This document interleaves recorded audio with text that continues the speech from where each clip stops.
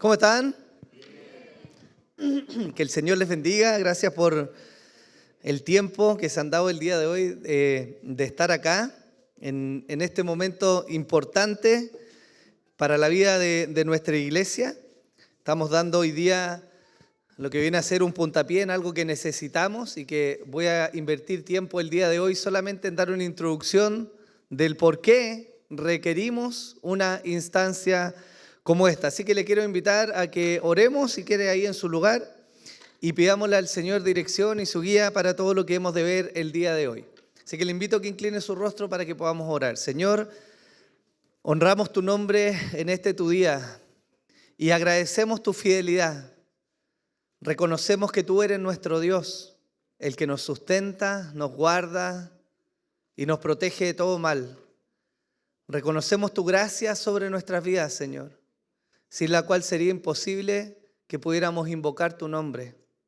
Agradecemos la entrega de tu Hijo en sacrificio, nuestro Salvador, por medio de quien tenemos perdón de nuestros pecados y tenemos la esperanza fiel y firme, Señor, de que estaremos contigo cuando tú vuelvas.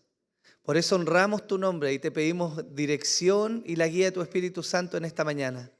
Acompáñanos, guíanos, permítenos obtener de este un tiempo provechoso, Señor. Cautiva nuestros corazones con tu palabra, Señor, y que podamos ser avivados para la gloria de tu nombre, Señor, y la edificación de tu iglesia. Es lo que oramos y te damos gracias, Señor, en el nombre de Jesús. Amén y amén.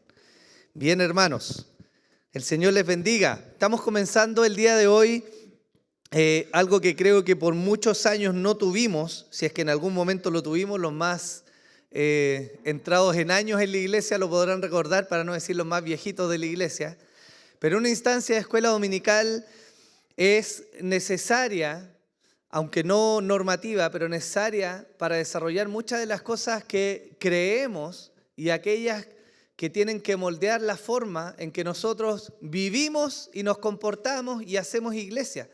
Es por eso que después de mucho tiempo de oración y de un proyecto que estuvo pospuesto desde el año pasado, nos propusimos ahora sí o sí iniciar la escuela dominical para precisamente poner fundamentos, traer claridad y establecer no solo cosas que creemos que son relevantes, sino aquello que Dios demanda de su iglesia y en particular de cada uno de nosotros.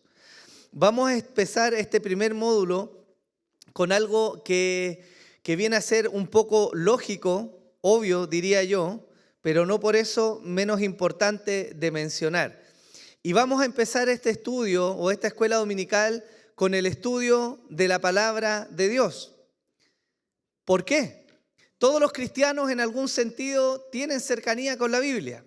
De una u otra manera hemos escuchado de la Biblia, la abrimos, algunos la han leído. Sabemos que hay un grado de importancia en ella, más allá de tenerla abierta en el Salmo 91, ¿no?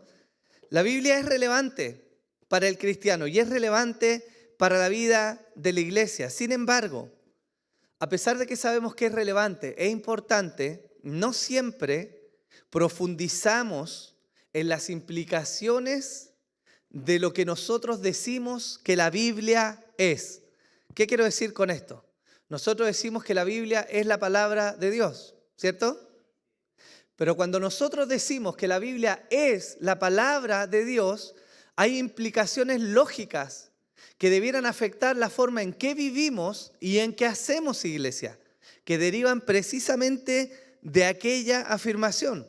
De hecho, si nosotros tratáramos de un poco reflexionar acerca de esto y pensáramos a qué es aquello que nos referimos cuando decimos que la Biblia es la palabra de Dios, nosotros tenemos básicamente tres posiciones. La primera es que si la Biblia realmente es la palabra de Dios, entonces tiene que decir algo en nuestras vidas, ¿no? ¿Sí o no? Esto es lo que el cristianismo ortodoxo y reformado sostiene y tiene como fundamento en la forma en que desarrolla su vida. Todo el quehacer del cristianismo está anclado, sujeto y se levanta y edifica sobre una realidad. Y esa realidad es que la Biblia es la palabra inspirada de Dios. Eso significa que tiene muchas implicaciones que vamos a ir viendo a lo largo de las clases, pero que tienen una importancia normativa para la vida de los creyentes. Eso solo si realmente es la palabra de Dios. Porque otra posición podría decir que la Biblia no es la palabra de Dios. Y si la Biblia no es la palabra de Dios, entonces mi pregunta sería, ¿sobre qué base se sustenta lo que nosotros venimos a hacer? ¿Cuál es el fundamento de nuestra fe?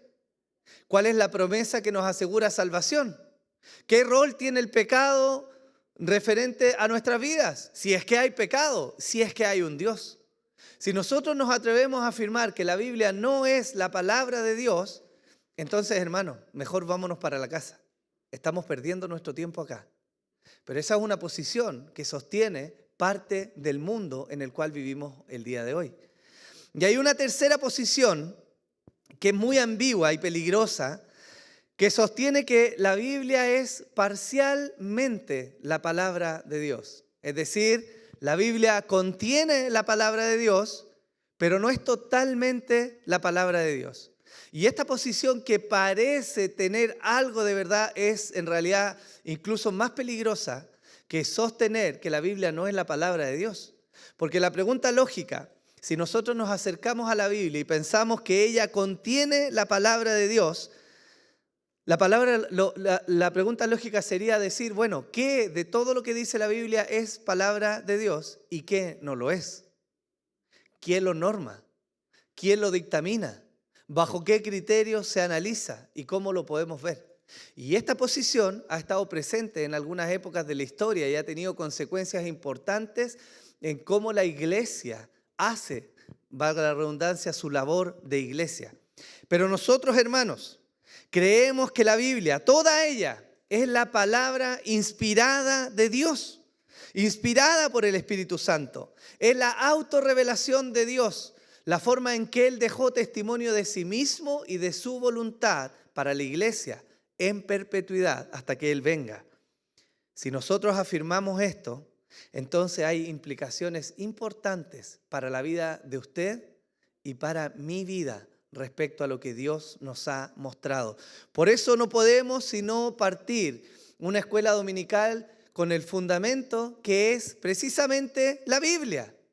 ¿Qué es la Biblia? ¿Cómo está ordenada? ¿Cómo se compuso? ¿Qué significa que sea inspirada? ¿A qué nos referimos con el canon?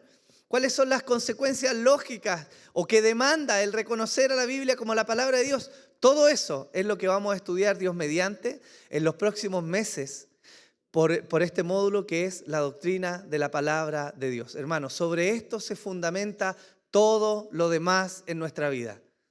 No podemos venir y adorar, venir y entregar quizás nuestro tiempo, nuestro corazón, venir y hacer iglesia, llamar oficiales, salir a predicar, enseñar lo que sea. No podemos sin un fundamento claro respecto a lo que la Biblia es.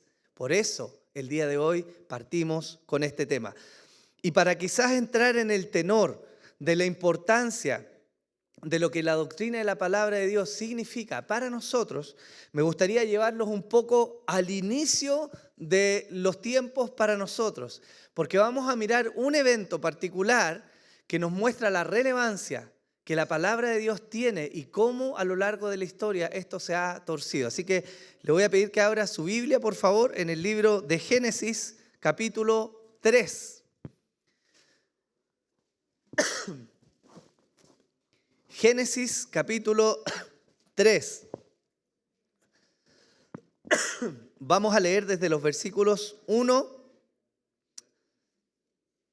al versículo 6. ¿Ok? Génesis 3, versículos 1 al 6 dice así: Y la serpiente era más astuta que cualquiera de los animales del campo que el Señor Dios había hecho. Y dijo a la mujer: ¿Con que Dios os ha dicho, no comeréis de ningún árbol del huerto? Y la mujer respondió a la serpiente: del fruto de los árboles del huerto podemos comer, pero del fruto del árbol que está en medio del huerto ha dicho Dios, no comeréis de él, ni lo tocaréis para que no muráis. Y la serpiente dijo a la mujer: ciertamente no moriréis, pues Dios sabe que el día que de él comáis serán abiertos vuestros ojos y seréis como Dios, conociendo el bien y el mal. Cuando la mujer vio que el árbol era bueno para comer y que era agradable a los ojos y que el árbol era deseable para alcanzar sabiduría, tomó de su fruto y comió y dio también a su marido que estaba con ella y él comió. Este es un evento que todos nosotros conocemos en alguna medida, ¿no?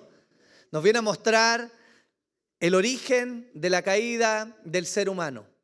Nos muestra la necesidad de un Salvador. Y hay muchas implicaciones de esto, pero hay algo muy particular, que es donde quiero anclar el inicio, la introducción de esta clase del día de hoy.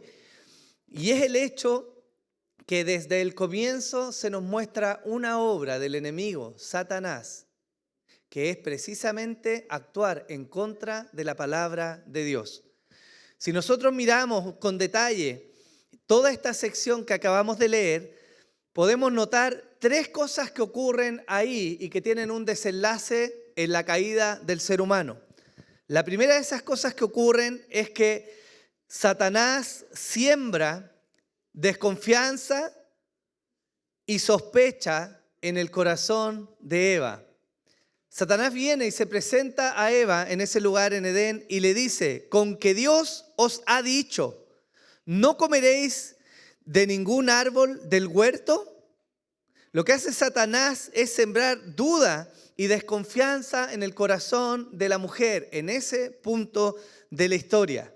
Hermanos, si nosotros leemos, ¿acaso Dios le prohibió a Adán y Eva comer de todos los árboles? Evidentemente no, ¿cierto? Usted lo sabe.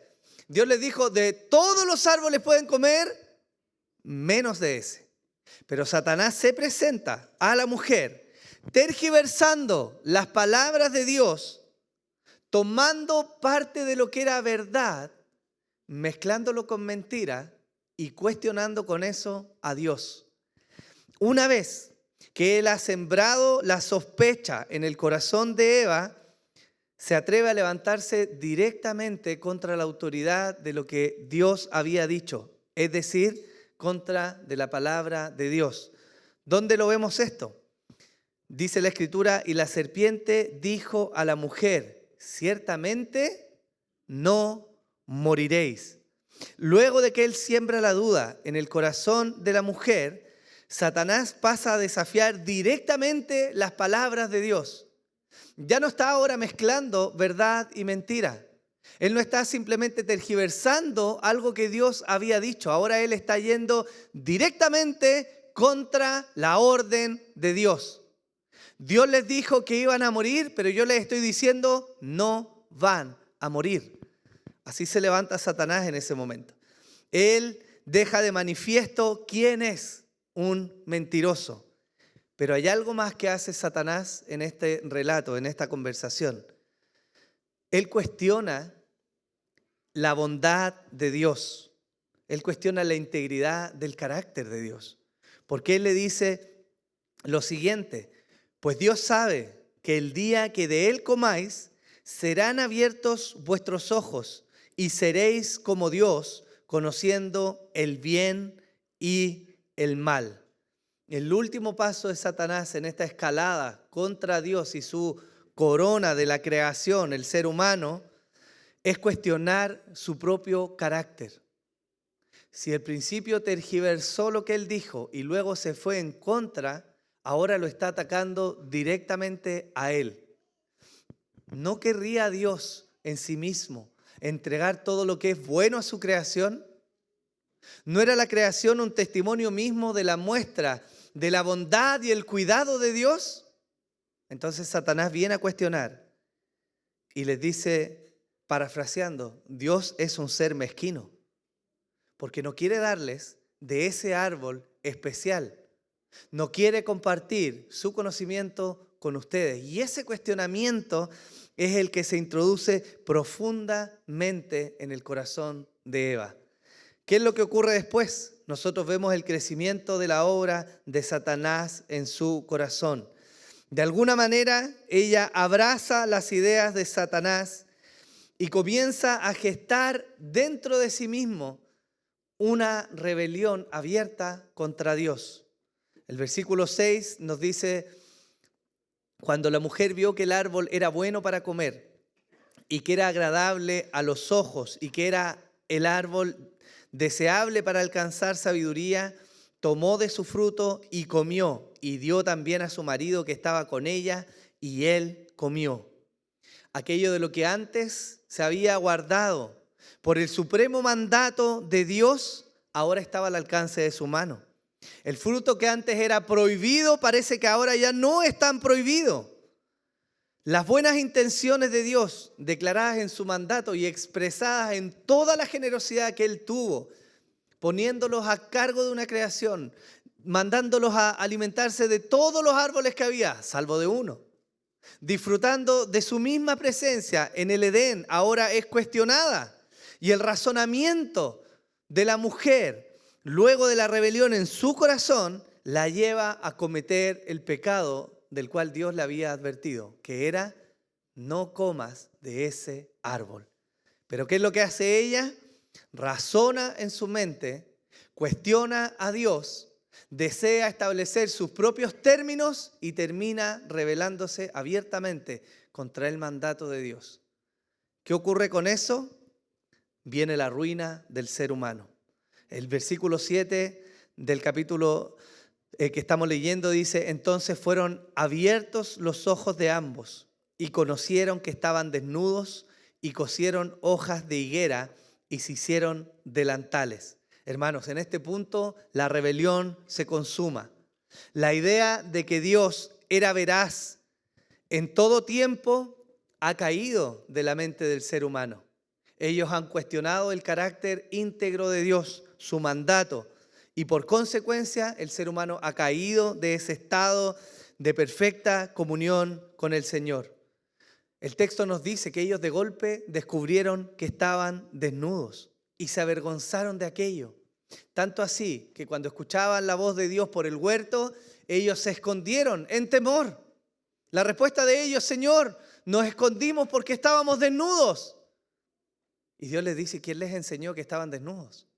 La caída vino a tergiversar, a romper, a corromper todo aquello bueno que Dios había creado en ellos. Ellos comienzan ahora a desconfiar de Dios y sus razonamientos los llevan a rebelarse. La destrucción entonces es lo que viene por delante. Y la historia ustedes la saben.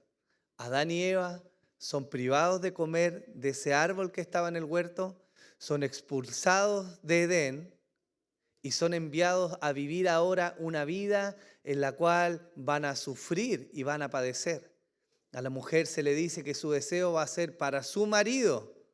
Se le dice que va a dar a luz con dolor. Y al hombre se le dice que ahora su sustento va a venir de la mano del sufrimiento y el agotamiento al trabajar la tierra. La misma tierra que antes generosamente había entregado su fruto, ahora está negada o poco generosa para con el ser humano. Esa es la consecuencia de la caída externa. Internamente el hombre cae de su estado, pierde la comunión y viene a ser esclavo del pecado. Todo esto, ¿por qué viene a ser el preámbulo de lo que estamos viendo? Porque lo que vino a cuestionar Satanás y lo que hizo caer al hombre fue la palabra de Dios. Eso fue lo que vino a cuestionar.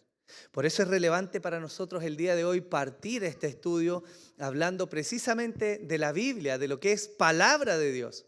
Porque cada vez que se levanta un cuestionamiento contra aquella palabra, entonces no solo estamos deshonrando a Dios, sino que además estamos tomando el camino equivocado en nuestras vidas. Yo quiero leerles algo que escribió el pastor Jorge Rodríguez y que recoge con claridad la manifestación de la obra de Satanás a lo largo de los tiempos.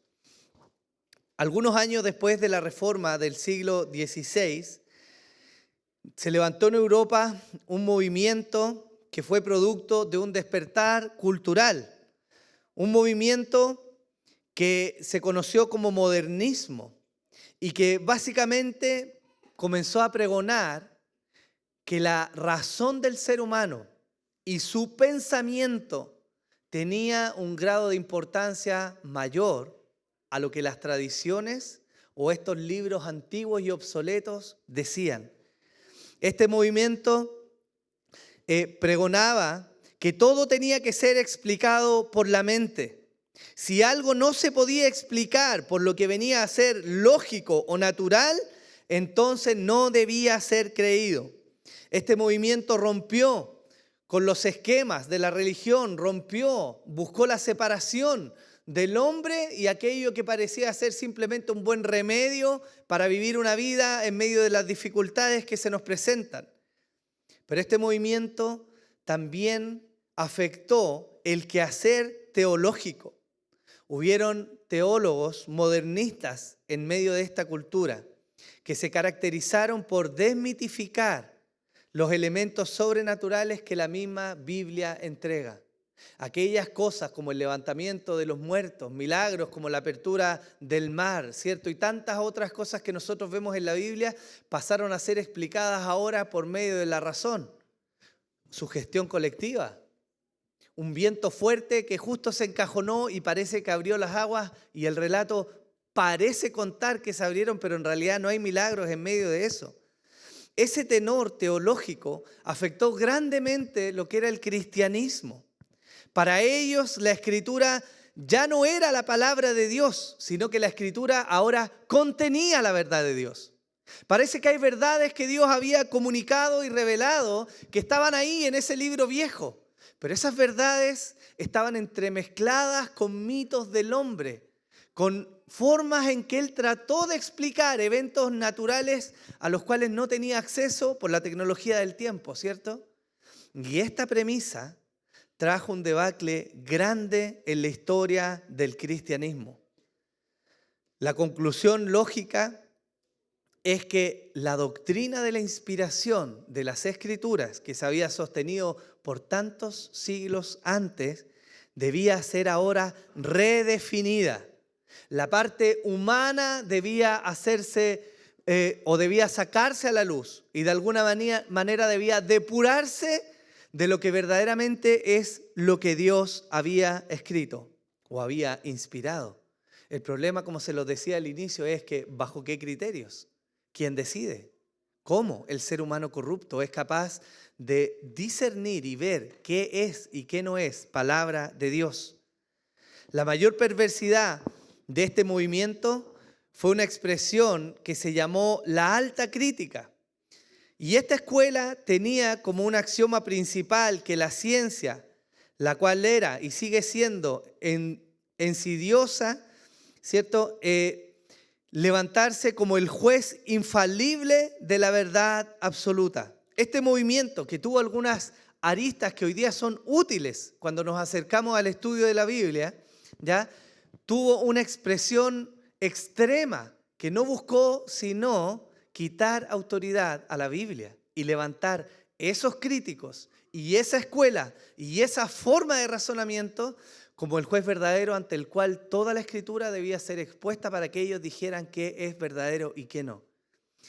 Si usted lo lleva a la práctica, esto tiene implicaciones importantes, porque lo que hacemos acá y las convicciones que hay en el corazón de muchos de nosotros vienen de estas páginas de la Biblia, ¿no? Por lo tanto, cualquier socavamiento a esa autoridad tiene un impacto profundo en cómo vivimos la vida que hemos de vivir.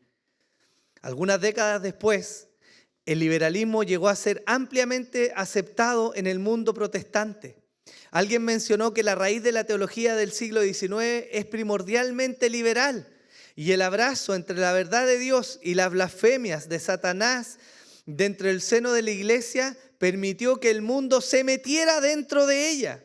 Tenemos toda una época que habla de una teología de la liberación, donde el foco se cambia y algunos remanentes de esa teología de la liberación son expresiones socialistas del evangelio hoy día, donde el foco está puesto en los pobres, por ejemplo, de los cuales no tenemos que olvidarnos, bien dice la Escritura, pero no es la gloria de Dios.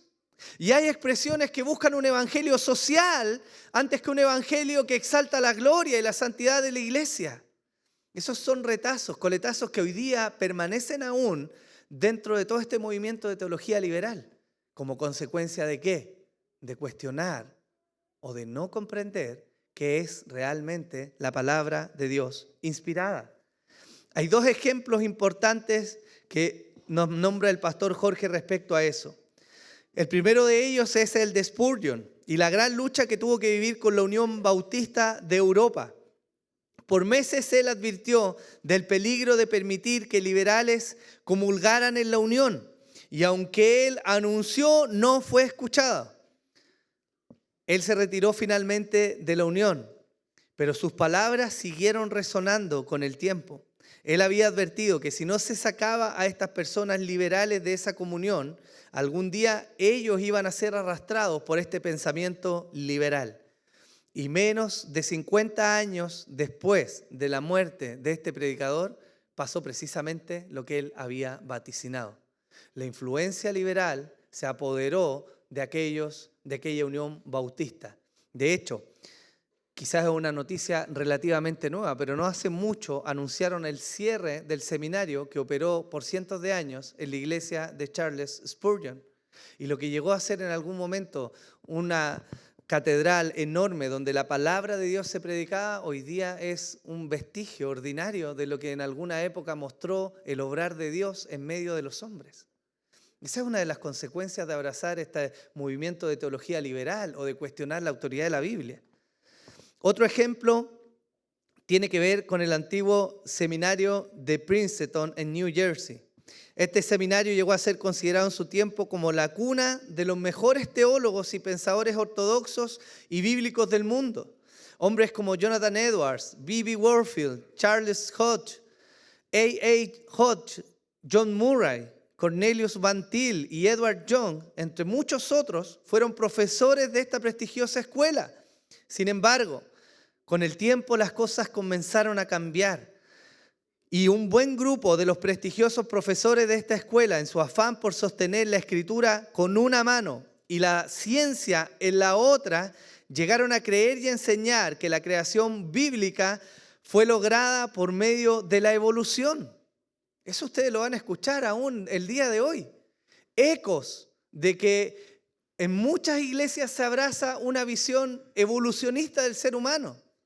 Pero eso no solo es inconsecuente con lo que la fe ortodoxa abrazó durante toda su historia, sino que es inconsecuente porque presenta brechas enormes para conciliar, por ejemplo, la introducción del pecado. La evolución demanda muerte y la muerte viene como consecuencia de la caída. Sin caída no hay muerte, sin muerte no hay evolución. Y cuando tratan de mostrar esta idea evolutiva de la creación, están torciendo la palabra de Dios. ¿Bajo qué premisa? Porque este es el punto principal. Bajo la premisa de que lo que afuera se dice tiene más importancia o debe hacer cuadrar lo que el santo libro nos está mostrando. Esa es la raíz de todo este movimiento. Así hay muchos ejemplos más, hermanos, que podemos ver contextuales en distintas épocas en las cuales vemos que cuando la palabra de Dios y su autoridad es retirada del foco de la vida del cristianismo, entonces las consecuencias son evidentemente negativas. Hace poco también mostraron en las noticias y celebraron la línea liberal de los anglicanos. En Inglaterra levantaron a su primera obispa a cargo de la iglesia. No solo una mujer, cuyo rol está negado por la Escritura, sino que además homosexual. ¿Qué es lo que vemos en eso? Que la palabra de Dios parece no ser tan relevante hoy día. O que parece que la palabra de Dios de alguna manera se puede reinterpretar de manera tal que podemos torcer la verdad de Dios. Y hermanos, ese es un peligro latente. Es la forma en que Satanás ha obrado desde el inicio y a lo largo de los tiempos. Y es algo que aún hoy día se manifiesta en medio nuestro y en nuestra sociedad. El apóstol Pablo dijo lo siguiente en su carta a Timoteo: pero en caso que me tarde, te escribo para que sepas cómo debe conducirse uno en la casa de Dios, que es la iglesia del Dios vivo, columna y sostén de la verdad. Hermanos, ¿cómo podemos sostener una verdad de la cual dudamos? ¿Acaso podemos hacer eso? ¿Acaso podemos ir en contra de nuestra conciencia y tratar de levantar algo de lo cual nosotros mismos no estamos persuadidos? Hermanos, ¿cómo hemos de ser columna de algo que no conocemos? ¿Cómo podemos vivir la plenitud de la vida en Dios ignorando su palabra? Es imposible. Muchos de los males que nos ocurren el día de hoy, de los abusos, de la forma en que vivimos, está relacionada a nuestra comprensión de lo que la palabra de Dios es por un lado y lo que ella demanda por otro lado. Por lo tanto, creo que es más que pertinente que si hemos de comenzar a estudiar algo en esta escuela dominical sea precisamente aquello sobre lo cual se fundamenta todo lo demás que vemos. ¿Seguirá hablando Dios el día de hoy? Si lo hace, ¿cómo lo hace? ¿Me hablará en sueños? ¿Cuáles son las implicaciones de eso? ¿Hay más oficios? ¿Seguirán habiendo apóstoles, profetas hoy el día de hoy? ¿Realmente hay alguien que fue al cielo y al infierno? Yo tengo respuesta para estas preguntas, pero no se las voy a decir. Pero todas estas respuestas vienen de la mano de nuestra interpretación o de lo que nosotros concebimos que es la palabra de Dios. Y es ahí, hermanos míos, la importancia. El santo día que hoy nos reunimos, el día del Señor, establecido y manifestado en su palabra. ¿Por qué creemos que es así? Como norma nuestra vida, como guía el quehacer de nuestro hogar, este día en particular. Todo eso nace de la convicción profunda de lo que la Biblia dice a nuestras vidas. Por lo tanto, no solo tenemos el deber de buscar e indagar lo que la Escritura dice, sino que también estamos llamados a preservar y defender la verdad que alguna vez se nos reveló. Ese es el mandato de la Escritura. Por eso, hermanos míos, y por este motivo es que es necesario que partamos estudiando la doctrina de la palabra de Dios. Vamos a tomar, Dios mediante, muchos meses en poder mirar lo que esto nos quiere decir. Y yo espero, Dios mediante, que podamos profundizar y echar raíces muy abajo en lo que la Biblia realmente es. Vamos a hablar de inspiración, vamos a hablar de canon, vamos a hablar de las implicaciones que tiene de que esto sea la palabra de Dios, vamos a hablar de muchas cosas que son importantes para la vida nuestra. Hermanos, si usted está pasando dificultades o está experimentando sufrimiento en alguna de las dimensiones en que Dios nos permite experimentarlo, no hay nada tan sólido como la palabra de Dios para darnos esperanza. Pero si ese fundamento es socavado y si en nosotros albergamos la duda respecto a que realmente Dios nos ha hablado por esa palabra, entonces vamos a recurrir a todo lo que tengamos a mano, menos a Dios, para vivir la vida que Él demanda. Pero no solo eso, sino que además vamos a cuestionar en nuestros corazones su buen carácter. Y si hay algo que debiera sostenernos hoy día, hermanos míos, es que estamos parados y sostenidos por quien es Dios, no por quienes somos nosotros. Pero la seguridad de eso no viene sino por una profunda mirada a las Escrituras. Amén. Así que, hermanos, quiero dar por concluida la introducción el día de hoy.